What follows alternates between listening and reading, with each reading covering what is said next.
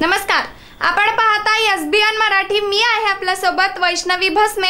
एक नजर टाकूयात आजच्या हेडलाईन्सवर। हेडलाईन प्रायोजक लक्ष्मीनारायण सुपर स्पेशालिटी हॉस्पिटल। सर्व अत्याधुनिक सुविधा, 24 तास अत्यावश्यक सेवा। इथं आहे सुसज्ज अद्ययावत ICU, medical path lab, 2D echo आणि डायलिसिसची सुविधा।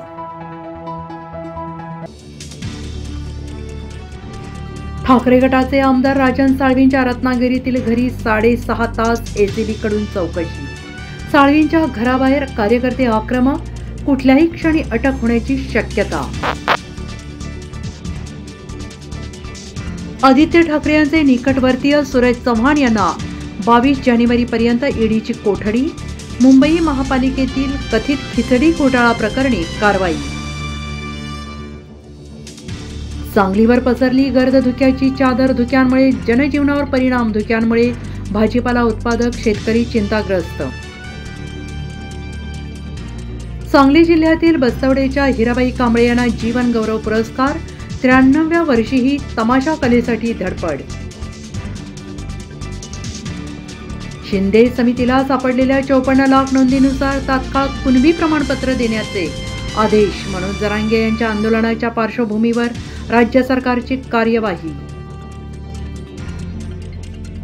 सरकारला भ्रमात ठेवणार आणि गनिमी काव्याने मुंबई गाठणार, मनोज जरांगेंचा सरकारला इशारा। मिरजेत खड्ड्यात साचलेल्या पाण्यात बुडून 9 वर्षाच्या बालकाचा दुर्दैवी मृत्यू। लोहमार्गाच्या खणलेला खड्डा बनला आहे मृत्यूचा सापळा। ठेकेदार आणि अधिकारी यांच्यावर गुन्हा दाखल करण्याची मागणी। बातम्या पेरल्या जात आहेत। भाजपची कितीही मोठी ऑफर आली तरी हुरळून जाणार नाही, राजू शेट्टींचे स्पष्टीकरण। अयोध्येतील श्रीरामलला प्राणप्रतिष्ठेनिमित्त 22 जानेवारीला सरकारी कार्यालयांना हाफ डे। केंद्र सरकारचा निर्णय।